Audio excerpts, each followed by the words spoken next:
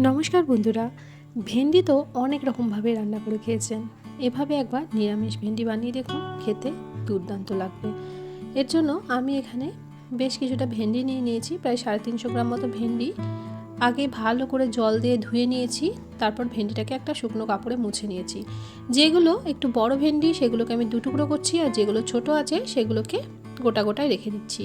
এই ভেন্ডিটা কিন্তু খুব বেশি ছোট করে কাটা যাবে না, তাহলে কিন্তু একদমই ভালো লাগবে না।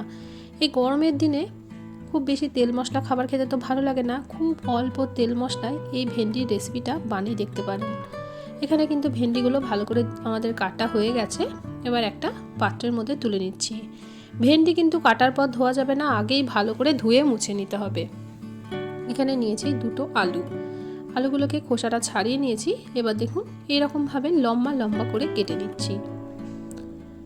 এরকমভাবে লম্বা লম্বা করে আলুটাকে কাটতে হবে, এতে করে কিন্তু এই রেসিপিটা ভীষণ ভালো লাগবে। চাইলে আপনারা ডুমো ডুমো করেও কাটতে পারেন, কিন্তু খুব পাতলা করে আলুটা কাটা যাবে না। তো এভাবেই সমস্ত আলু কেটে নিচ্ছি। আলুটা কিন্তু কাটার পর 2 বা 3 বার জল পাল্টে ভালো করে ধুয়ে নেব। একটা কড়াই চাপিয়ে দিলাম। কড়াইয়ের মধ্যে দিয়ে দিলাম খুব সামান্য একটু সর্ষের তেল। রান্নাটা কিন্তু আমি সর্ষের তেলেই করছি, আপনারা সাদা তেলেও করে নিতে পারেন, তবে সর্ষের তেলে কিন্তু এই রেসিপিটা বেশি ভালো লাগবে। তেলটা কড়াইয়ের চারিদিকে একটু লাগিয়ে দিলাম, আর ভালো করে তেলটাকে গরম করে নিতে হবে।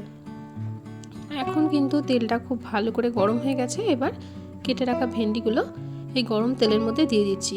প্রথমে একদম হাই ফ্লেমে রেখে ভালো করে একটু তেলের মধ্যে দিয়ে ভেন্ডিগুলোকে নাড়াচাড়া করে নিতে হবে। এতে করে কিন্তু ভেন্ডিটা একদমই পিচ্ছিল হবে না।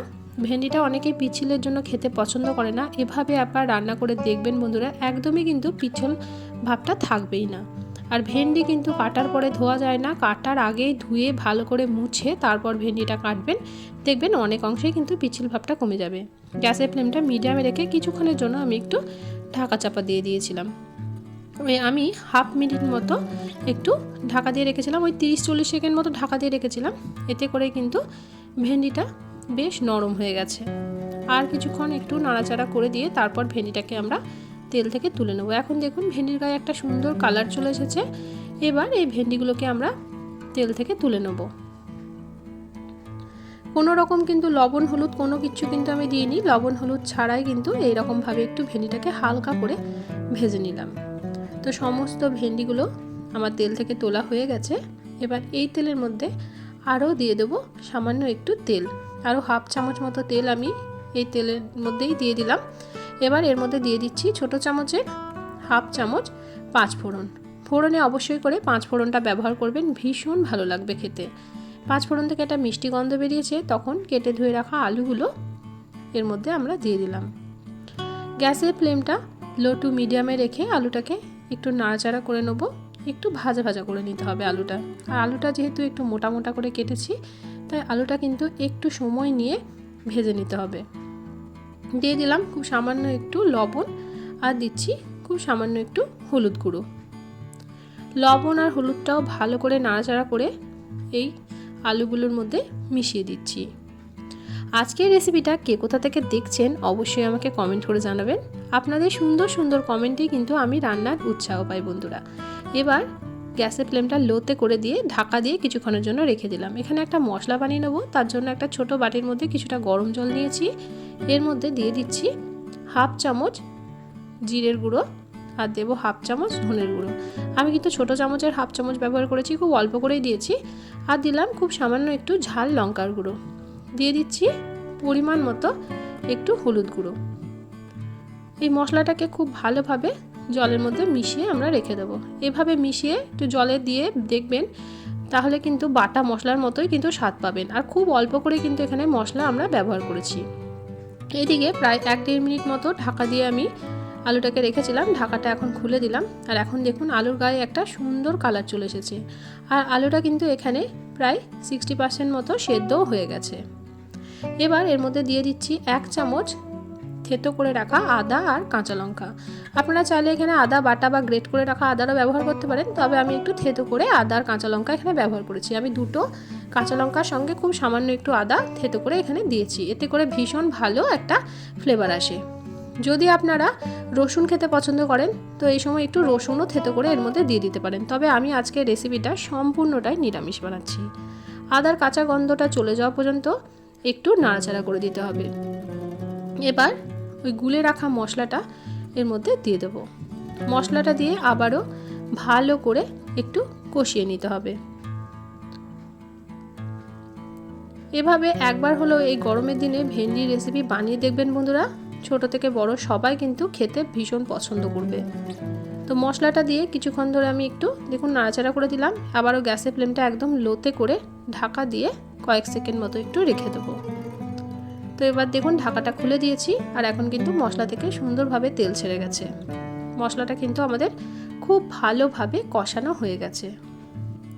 খুব সামান্য একটু আমি চিনি দিয়ে দিলাম, যেহেতু নিরামিষ রান্না চিনিটা দিলে কিন্তু খেতে বেশ ভালো লাগে। তবে আপনারা যদি চিনি একান্তই পছন্দ না করেন, এখানে কিন্তু চিনিটা স্কিপ করতে পারেন। চিনিটা দিয়েও একটু ভালো করে নাড়াচাড়া করে দিলাম। এবার যে বাটিতে আমরা মশলাটা গুলে রেখেছিলাম ওই বাটির এক বাটি দিয়ে দিলাম গরম জল।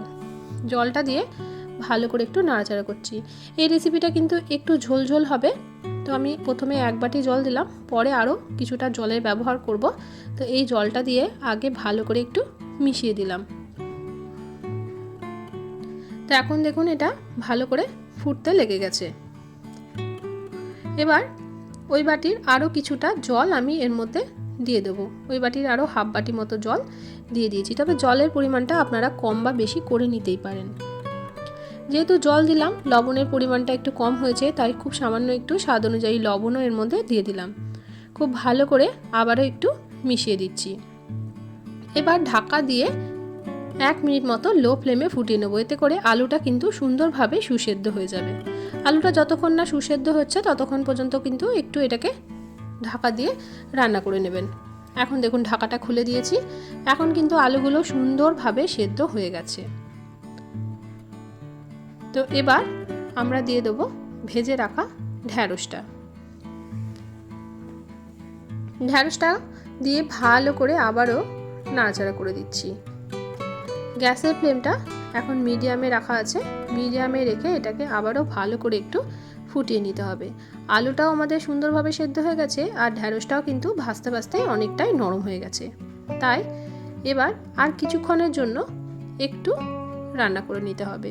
গ্যাসের ফ্লেমটা আমি এখন মিডিয়ামে রেখে ঢাকা দিয়ে আরও কয়েক সেকেন্ড মতো এটাকে ফুটিয়ে নিলাম।